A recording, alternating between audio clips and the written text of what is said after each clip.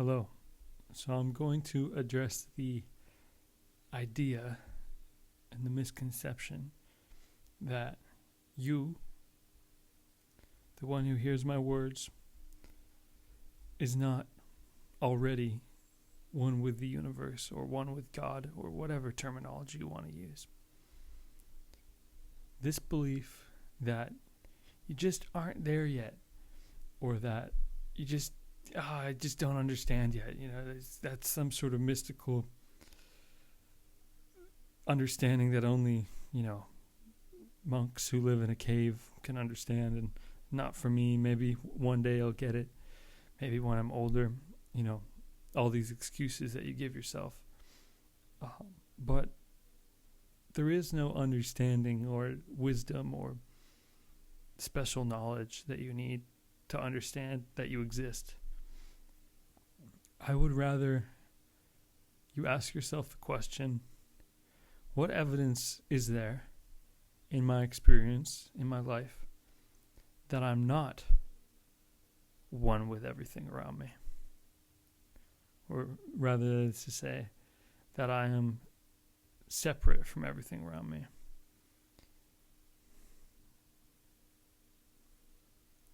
You'll find that you can't come up with any real answers for that question, because you are one with everything around you. Now, sometimes it might seem that you are your own individual, and that, you have your own desires and preferences and all these things like that. But all those things aren't inherently what you are. Inherently what you are is the field in which all those things arise.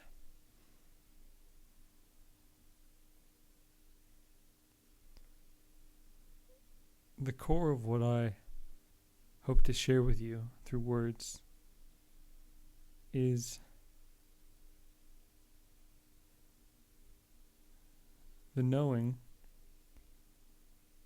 that you aren't a singular person in the world, but rather you are the field in which the world appears. The world in this case is defined as anything you experience. Your body, your thoughts, your identity, your personality, the personality of others, your likes, your dislikes, all these things, all your beliefs that you have, your past, your ideas of the future, whatever's going on around you right now, my face, my voice, all of these things are within the field of you, of your knowing of them. The knowingness itself is you. The one who, throughout your entire experience, your entire life, has been there to recognize what's going on.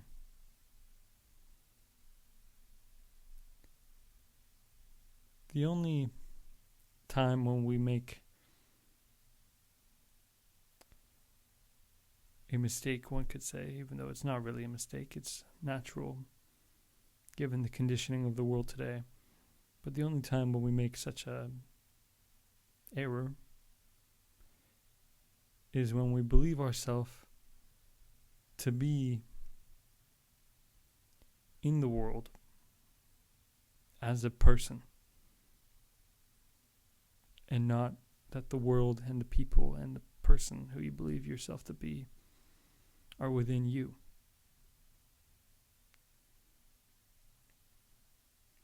It's just a mirroring of the perspective, that's it. Doesn't mean you have to behave a certain way or act a certain way or present yourself in a certain way. But just the understanding that who you are isn't inside of this universe, but the universe is inside of you.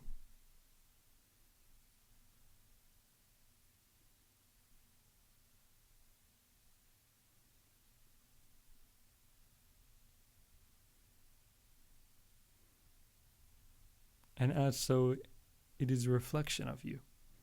Now that might be a little bit hard to conceptualize, and it is meant to be that way, because you can't attain a conceptual understanding of the truth fully. Otherwise, someone would have written it down and everyone will be living happily ever after, and we wouldn't have any of the problems that we do in the world today. So that's why you need to know yourself. And when you know yourself as the field in which the world appears and not a person inside of the world, everything becomes effortless, because you realize the identity that you believe yourself to be and all the things like that are merely a character in a dream. Doesn't mean the dream isn't real, and it doesn't mean you shouldn't try in the dream to make the dream the best dream it can be. But it means that you don't worry about it, because you know you're dreaming.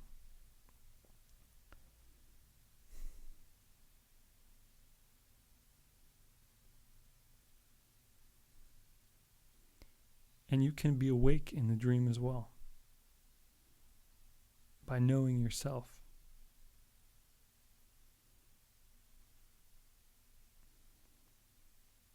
Why do you think everyone is fascinated by the idea of lucid dreaming? It's because it's a link. It's a little hint at the nature of your reality. Just as when you take a dream, when you go to sleep, rather, and you fall asleep and you're in your dream, sometimes based on the circumstances of how you sleep or what have you, you can enter a lucid dream where you know you're dreaming. As so in the waking life, you can realize that you're dreaming. And that you aren't just this temporary person, apparently temporary person.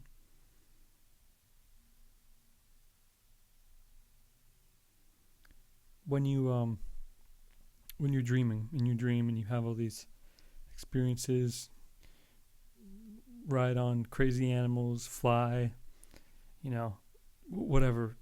There's infinite possibilities of what you could do in a dream. And if you're dreaming lucidly,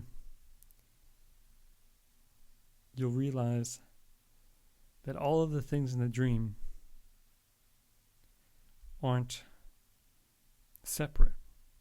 They aren't some different world that you go into. But all of the things in the dream are made of your own mind, the one who's sleeping. As so in the waking life, you can come to understand by knowing yourself that everything in the waking realm is your own mind.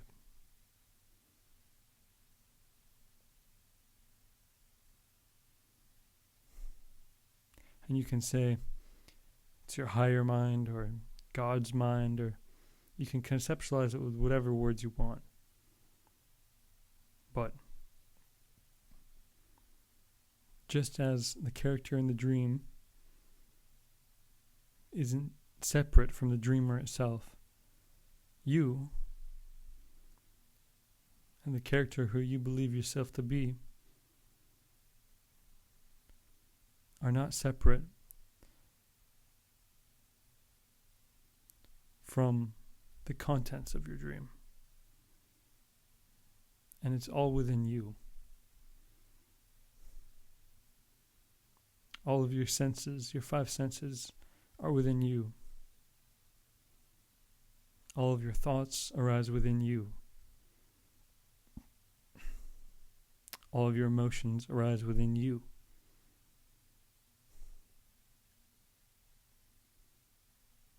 All of your preferences, your desires, your judgments, your likes, your dislikes, all arise within you. And are all designed to lead you back to yourself, to know yourself as the one who is dreaming it all.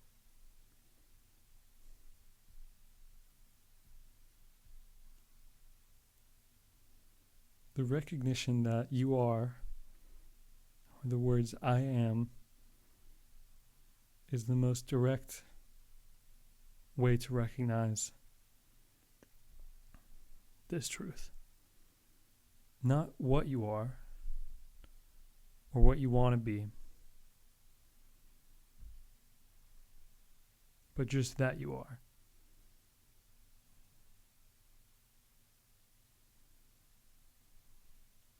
Everyone seems to be kind of caught in the cycle of heavily investing their sense of identity with what they are and what they want to be, and exactly how everything around them needs to be so that they can be happy.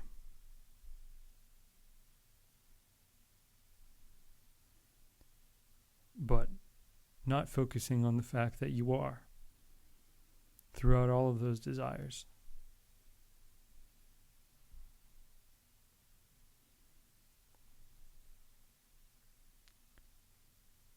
Your presence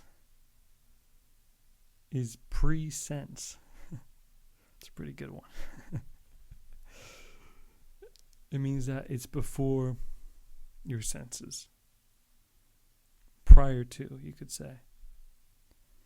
But it really has nothing to do with time at all. Because everything is experienced right now, always. Time is a function of your mind for you to have this experience here on earth.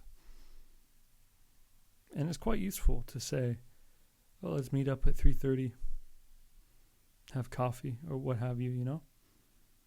But you only ever experience this present moment.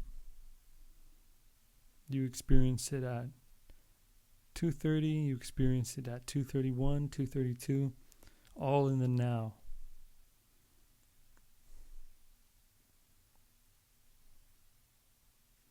And the more you return yourself to the now, not into the future, not into the past, but just right now. That isn't to say that you can't think of the future or you can't think of the past, but you're thinking of it right now. So don't long for any other moment other than right now. There is no next. There never has been a next. Tomorrow doesn't exist in your experience, only today, only right now. We can have an idea of tomorrow and what tomorrow will bring, but you're going to experience it now.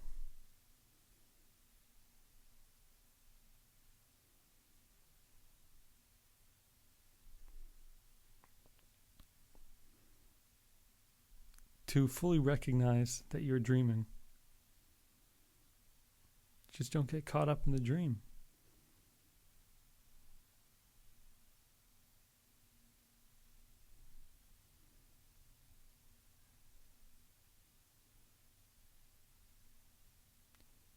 Lots of people are caught up in the dream, whatever dream that may be. Whether it's a healthy dream, an unhealthy dream, they're all still dreaming. And therefore, they suffer because they believe themselves so strongly to be the character in the dream. And not the field in which the dream arises, not the dreamer. You are the dreamer, experiencing the dream as someone in the dream.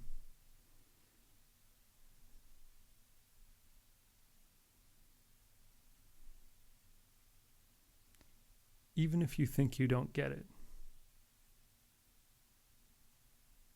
you're still the dreamer. It's not like you have to attain some concept or watch enough videos. Although if you enjoy watching my videos and watching other people's videos, do that. It's a lovely way to spend your dream if it helps you return yourself to who you are. But you've never left being that dreamer. You simply have invested your belief in being in the dream. But you can do both. You can know you're the dreamer and live in the dream. That's kind of the whole point. You know how in lucid dreams you can create whatever you want? You know, I've heard stories of people learning languages in their lucid dreams and doing all crazy stuff like that. That's the point of reality. Not to suffer and strive and bicker and complain and all that. I mean, you can do all those things if you want, but the point is for you to create whatever you want inside of your dream.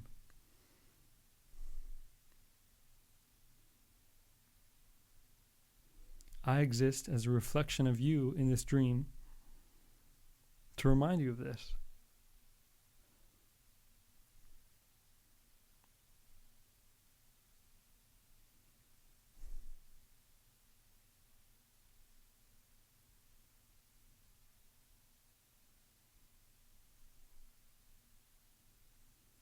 You don't ever have to worry about anything. If you do worry about things, don't worry about worrying. That's probably the easiest way to suffer.